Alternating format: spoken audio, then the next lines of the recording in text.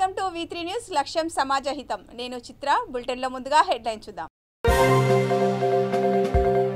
BJP road map లో CM Jagan నడుస్తున్నారు. YCP పాలనపై సిపిఐ నేత రామకృష్ణ విమర్శ.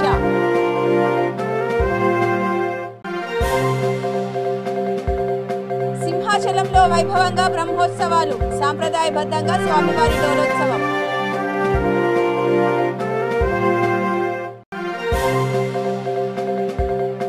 నగరిలో ఎమ్మెల్యే రోజా పర్యటన. అభివృద్ధి కార్యక్రమాల ప్రారంభోత్సవం.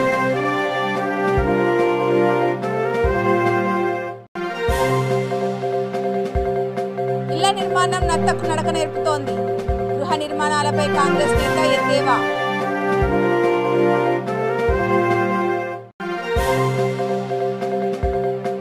ఎమ్మెల్యే ప్రసాద్ రాజుపై అసత్య ఆరోపణలు. ప్రతిపక్షాలకు నర్సాపురం వైసీపీ నేతలు వార్నింగ్.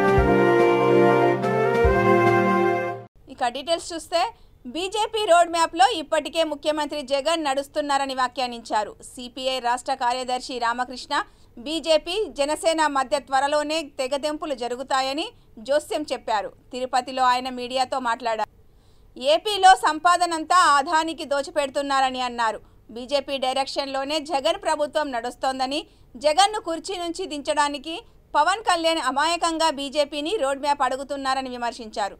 జనసేన అధినేత పవన్ కళ్యాణ్ కూడా త్వరలోనే వాస్తవాలు తెలుసుకుంటారని, బీజేపీ వైఎస్ఆర్సీపీలకు వ్యతిరేకంగా జరిగే పోరాటంలో పవన్ కలిసి వస్తారని ఆశాభావం వ్యక్తం చేశారు.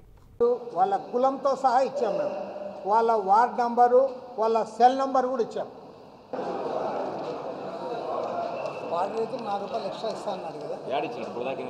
జగన్మోహన్ రెడ్డి ప్రభుత్వము రాష్ట్రంలో, అదేవిధంగా కేంద్రంలో అధికారంలో ఉన్న నరేంద్ర మోడీ ప్రభుత్వము, రెండు ప్రభుత్వాలు కూడా రైతాంగం పట్ల, గ్రామీణ ప్రాంత ప్రజల పట్ల ఒక తీవ్రమైన వ్యతిరేకత, తీవ్రమైన నిరాసక్తత, ఒక వ్యతిరేక భావంతో రెండు కూడా పనిచేస్తూ ఉంది.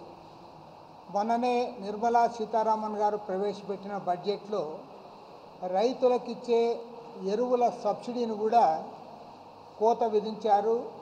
గత సంవత్సరం 1,40,000 కోట్ల రూపాయలు ఎరువుల సబ్సిడీ ఇస్తే అందులో 35,000 కోట్ల రూపాయల కోత విధించడం జరిగింది.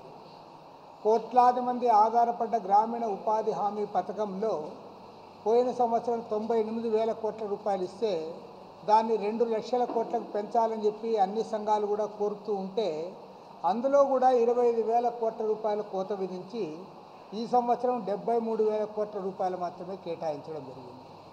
అదేవిధంగా రాష్ట్రంలో జగన్మోహన్ రెడ్డి ప్రభుత్వం రైతులపైన కక్ష సాధింపు ధోరణిలో, ఏదో కక్ష కట్టాడేమో అనే పద్ధతుల్లో వాళ్ళకున్న అన్ని రకాల స్కీములు కూడా కోత పెడతా ఉన్నాడు. పదే వీటిని తగ్గిస్తూ వస్తూ ఉన్నాడు. రైతు భరోసా కేంద్రాల్లో రైతు ఉత్పత్తులను కూడా కొనుగోలు చేస్తామన్నారు, అది ఎక్కడా జరగడం లే. తర్వాత ఇరిగేషన్ బడ్జెటే తక్కువ, ఆ కేటాయించిన బడ్జెట్ కూడా ఖర్చు చేయడం లేదు. రాష్ట్రంలో ప్రధానమైనటువంటి జీవనాడి ప్రజలకు, 13 జిల్లాల ప్రజలకు, రైతులకు, సాధారణ ప్రజానీకానికి తాగునీరు, సాగునీరు అందించే ప్రాజెక్టు 960 మెగావాట్ల విద్యుత్ శక్తి ఉత్పత్తికి అవసరమైన ప్రాజెక్టు పోలవరం ప్రాజెక్టును కూడా ఇవాళ నత్తనడక నడుస్తూ ఉంది. కేంద్ర మంత్రి వచ్చిపోవడం తప్పితే అక్కడ ఇంతవరకు నిర్వాసితుల సమస్యలు కూడా పరిష్కారం చేయలేదు. ధరల స్థిరీకరణ నిధి అన్నారు, అది కూడా ఊరికే గాలిలో ఉంది తప్పితే ఎక్కడ అమలు చేయలేదు. వైఎస్ఆర్ జలకళ ప్రాజెక్టు కింద బోర్లు వేస్తామన్నారు, ఆ బోర్లు 10% కూడా పూర్తి చేయలేదు. ఉత్తరాంధ్ర జిల్లాల ప్రజల ఆరాధ్య దైవం సింహాచలం శ్రీ వరాహ లక్ష్మీ నరసింహస్వామి పెళ్లి కుమారుడిగా భక్తులకు దర్శనమిచ్చారు. ప్రతి ఏటా సంప్రదాయబద్ధంగా నిర్వహించే డోలోత్సవం ఈ ఏడాది కూడా ఆలయ వర్గాలు అత్యంత వైభవంగా జరిపించారు. ఆయా కార్యక్రమాలు పురాణ ఇతిహాస కథనాల ప్రకారం ఆలయ వర్గాలు అత్యంత వైభవంగా చేశారు. నేరుగా స్వామిని పుష్కరిణి సత్రంలోకి తీసుకువెళ్లి ఆశీనులను చేశారు. డోలోత్సవం, వసంతోత్సవం తదితర కార్యక్రమాలు నిర్వహించారు. ఉత్సవంలో పాల్గొన్న భక్తులందరికీ తీర్థ ప్రసాదాలు పంచిపెట్టారు. గ్రామ ప్రజలందరూ స్వామిని సాదరముగా స్వాగతించి మంగళహారతులిచ్చారు.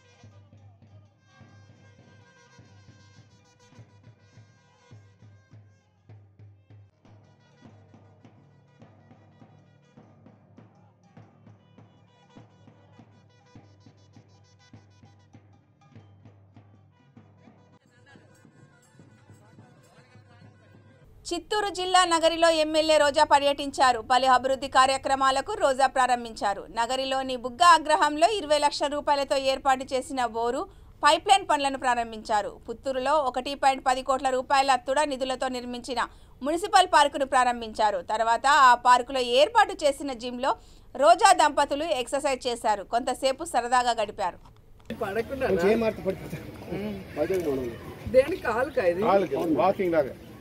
మేడం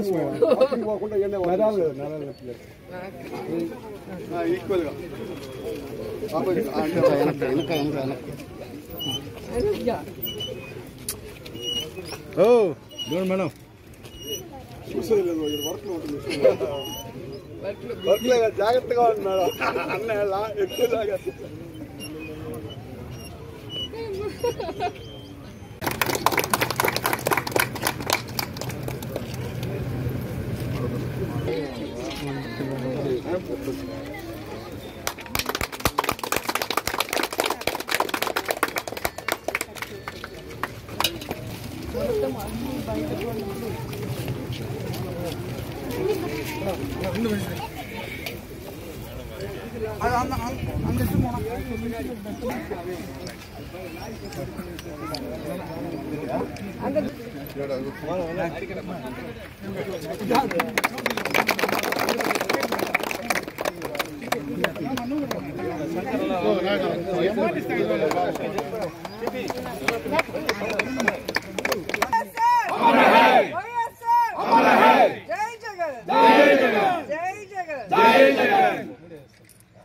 ఈరోజు ఒక సంవత్సరం పూర్తి అయిన సందర్భంగా సంబరాలు జరుపుకుంటున్నాం.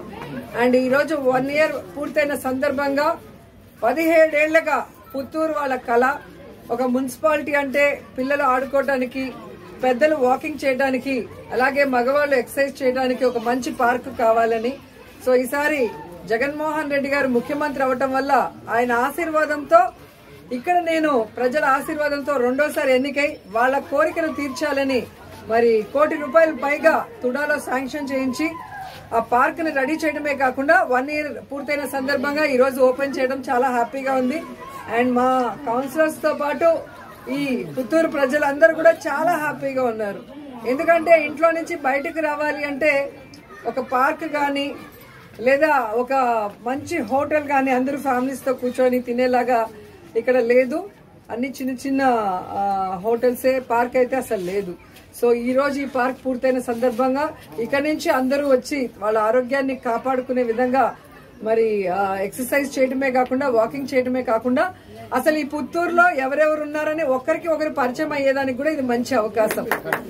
ఎందుకంటే మేము పుత్తూరులో అవునా మీరు పుత్తూరులో ఉన్నారు ఎక్కడండి అని అడుగుతారు. అంటే ఎవరిని ఎవరు చూసుకునే పరిస్థితి లేదు. వాళ్ళ కమ్యూనిటీ ఏదైనా మ్యారేజెస్ లో లేదా కొన్ని వైసీపీ పాలనలో పేదలకు ఇళ్ల నిర్మాణ కార్యక్రమం నత్తకు నడక నేర్పుతోందని రాష్ట్ర Congress committee working president N Tulasireddy ఎద్దేవా చేశారు.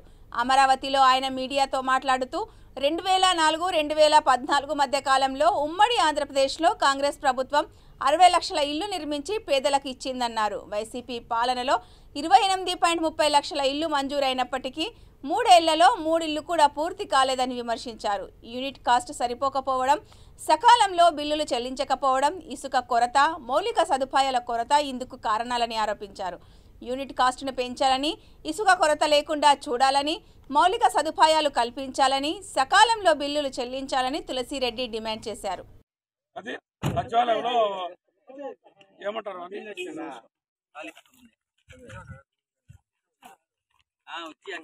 రాజీవ్ కాలనీ పైన 570 మన వేంపలకు సంబంధించి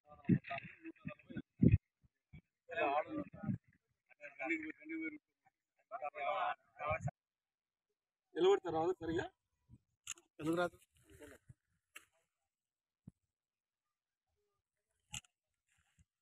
అయినా ఉన్నాయి.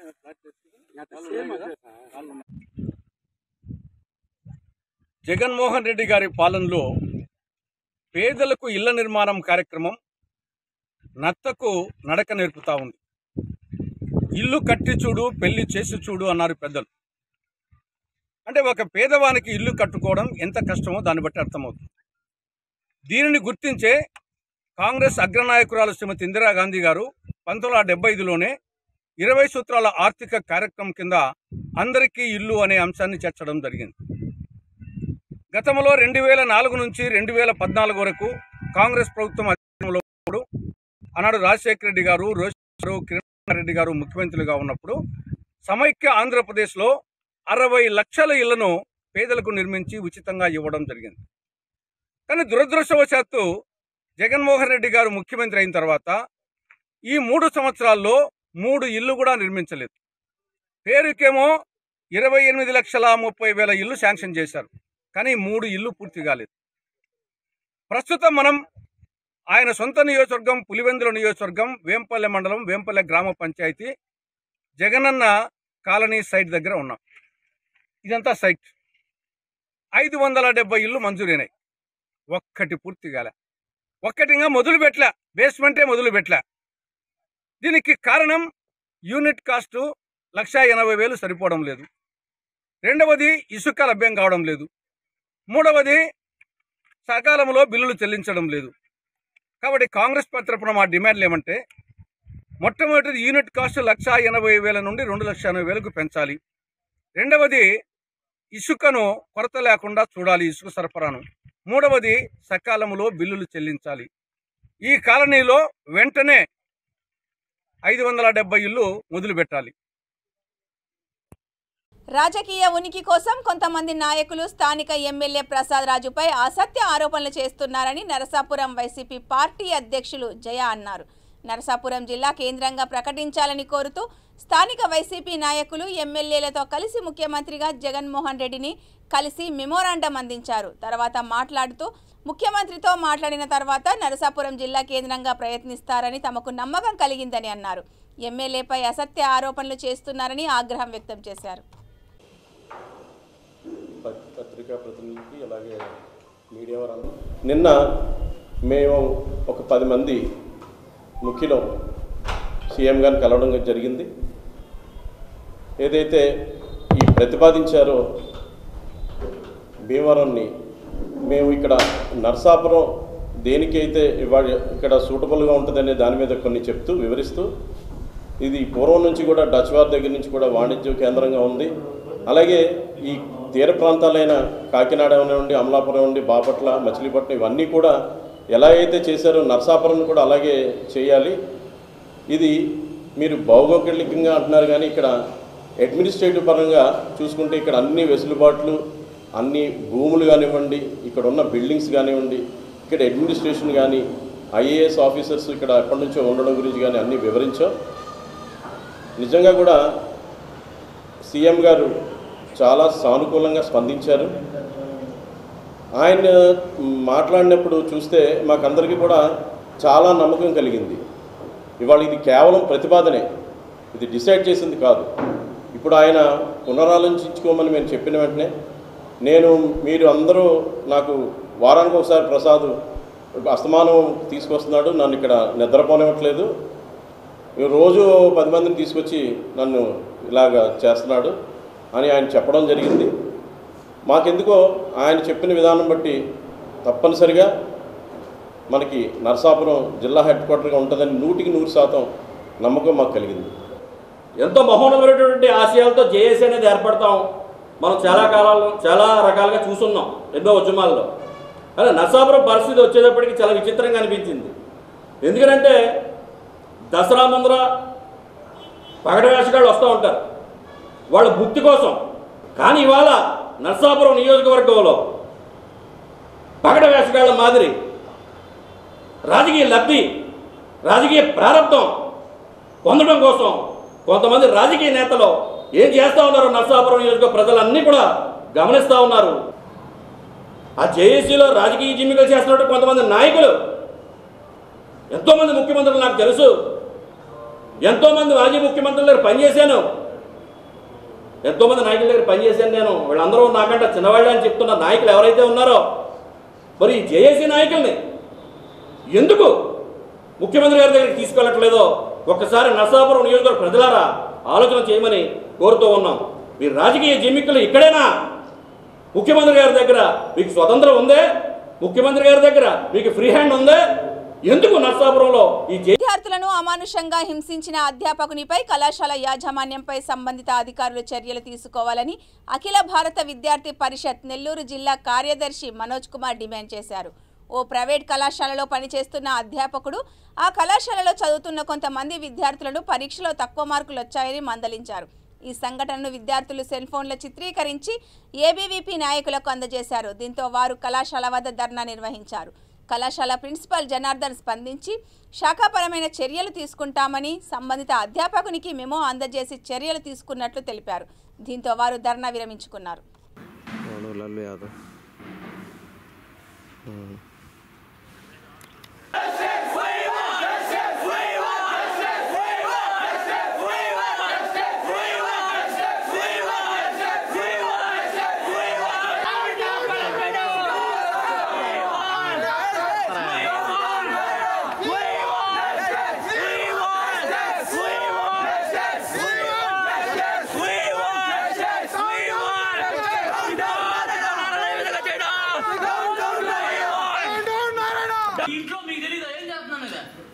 ఇప్పుడు నా ఇంట్లో జరిగేదాన్ని నా పిల్లలు తెలియదు కదా, నాకు మా ఫ్యామిలీ హెడ్స్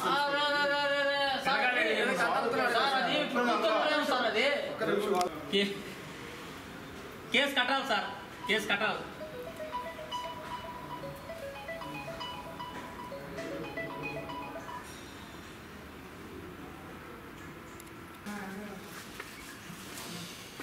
మద్యపానం ఆరోగ్యానికి హానికరం. అదేవిధంగా ఈ యొక్క సమాజానికి నారాయణ విద్యా సంస్థలు అనేవి ఎంతో హానికరంగా ఉన్నాయి. ఈరోజు విద్యార్థుల్ని హింసిస్తూ, ఈరోజు విద్యార్థుల్ని ఇబ్బంది పెడుతూ చిత్రహింసలు పెడుతున్నటువంటి ఈ నారాయణ గూడూరు జూనియర్ కళాశాల యాజమాన్యంపై చర్యలు తీసుకోవాలని చెప్పి ఏబీపీ డిమాండ్ చేస్తుంది.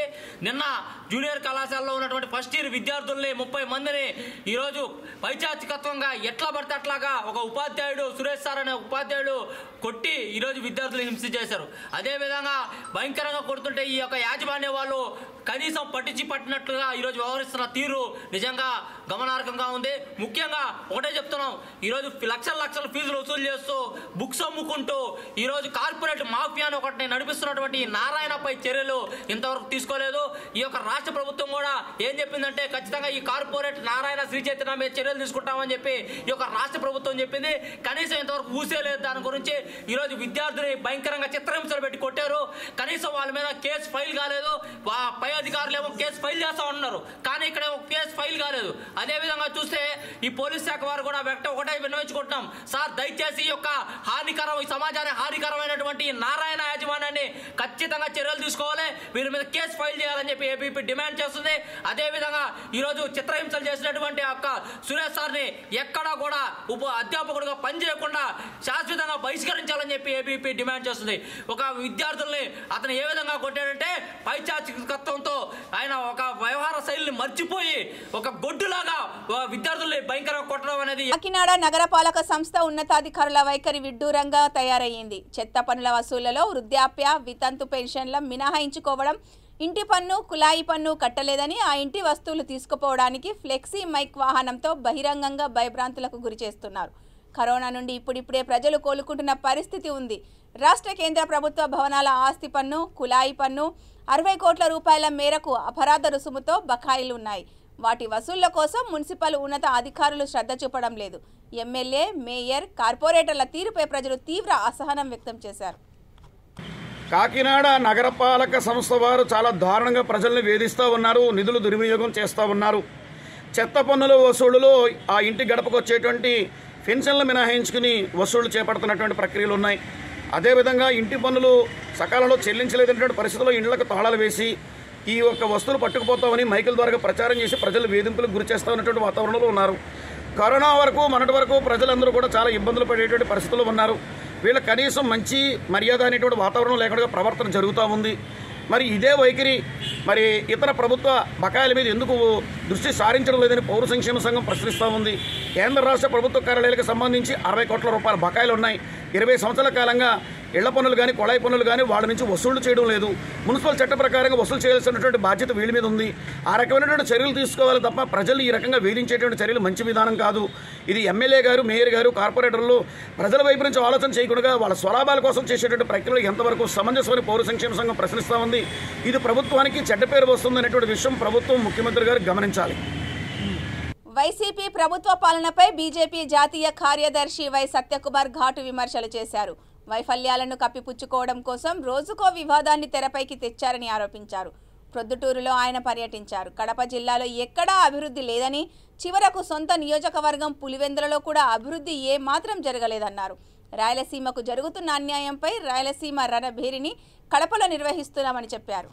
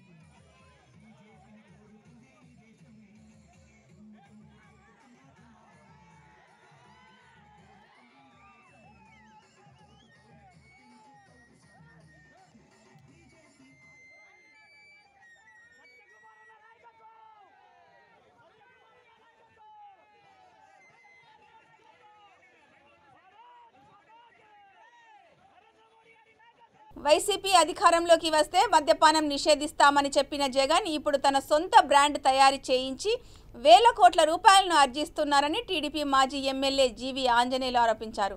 గుంటూరులో ఆయన విలేకరుల సమావేశంలో మాట్లాడారు.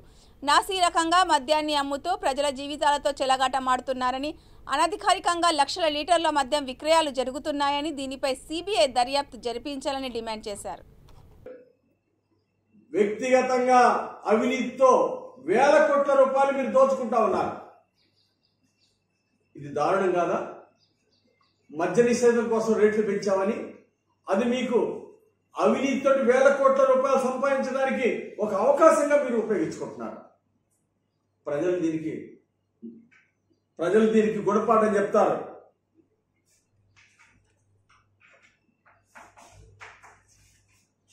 ప్రజలు గుణపాఠం చెప్తారు. ఈరోజు మేమేం తక్కువ ఉన్నట్టు ఎమ్మెల్యేలు, ఆడేమో జగన్ రెడ్డి గారేమో బ్రాందీ విస్కీలు ఆయన కంపెనీలో తయారు చేసి ప్రభుత్వ షాపుల ద్వారా అమ్మిస్తున్నారు. ఎమ్మెల్యేలు మేమేం తక్కువ ఉన్నట్టుగా వీళ్ళు నాటు సారా అమ్మకాల్లో నిమగ్నం అయిపోయారు. ఇక్కడ బొల్ల బ్రహ్మనాయుడు యథేచ్ఛగా నాటు సారా తయారు చేపిస్తూ అమ్ముతా ఉన్నాడు. పక్క జిల్లాలకి అమ్ముతున్నాడు, పక్క రాష్ట్రం తెలంగాణకు అమ్ముతున్నాడు. నాటు సారాతో 100 కోట్లు సంపాదిస్తున్నటువంటి బొల్లా బ్రహ్మనాయుడిని ఈ ప్రభుత్వం ఎందుకు చర్య తీసుకోలేదు? ముఖ్యమంత్రి సమాధానం చెప్పమనండి.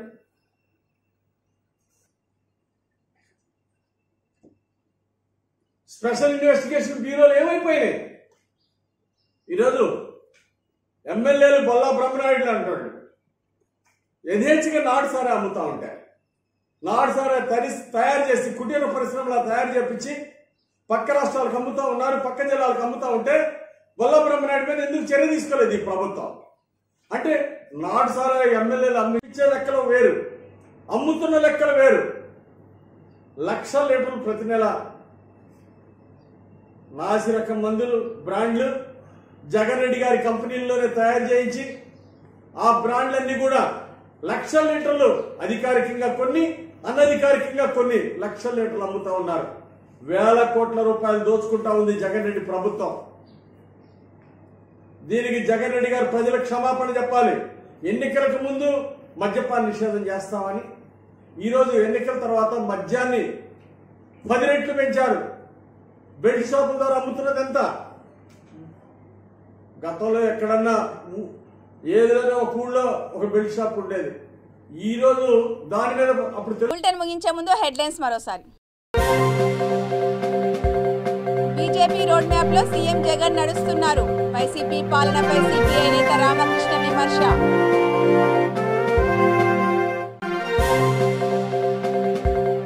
సింహాచలంలో వైభవంగా బ్రహ్మోత్సవాలు, సాంప్రదాయబద్ధంగా స్వామివారి డోలోత్సవం.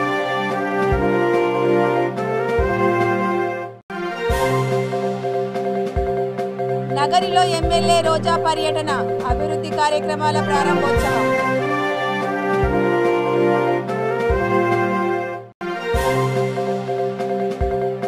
ఇళ్ల నిర్మాణం నత్తకు నడక నేర్పుతోంది. గృహ నిర్మాణాలపై కాంగ్రెస్ నేత ఎద్దేవా.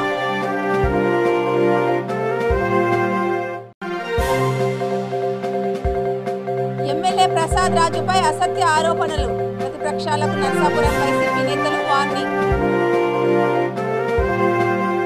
ఇవి ఈ బులెటిన్ విశేషాలు. చూస్తూనే ఉండండి V3 న్యూస్, లక్ష్యం సమాజహితం.